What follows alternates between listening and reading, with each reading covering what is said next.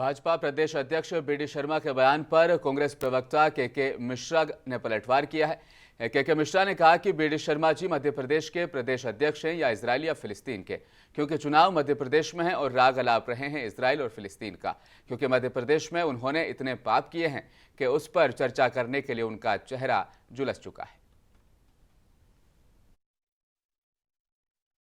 ये स्पष्ट कर दें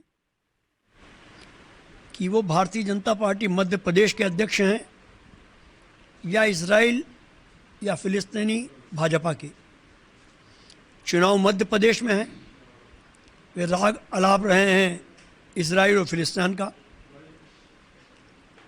चूँकि मध्य प्रदेश में उनकी पार्टी ने इतने पाप किए हैं कि उस पर चर्चा करने के लिए तो उनका चेहरा बचा ही नहीं, झुलस चुका है, इसलिए इजराइल और फिलिस्तीन की बात कर रहे हैं।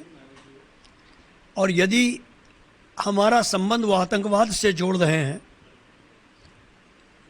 तो शायद ये भूल गए हैं कि जितने आतंकवादी हुए हैं वो भाजपाई विचारधारा की गर्भ से ही पैदा हुए हैं।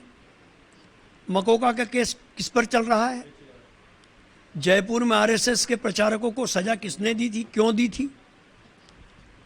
पाकिस्तानी खुफिया एजेंसी आईएसआई की जासूसी करते हुए ध्रुव सक्सेना पकड़ाया था, वो किनकी पार्टी का नेता था?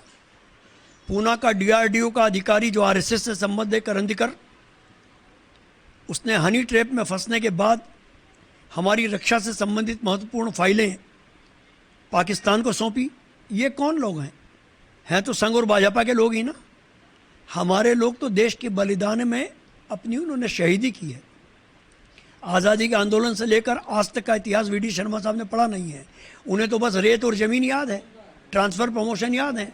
यदि कुछ पढ़ा हो तो वो ऐसा नहीं बोलेंगे।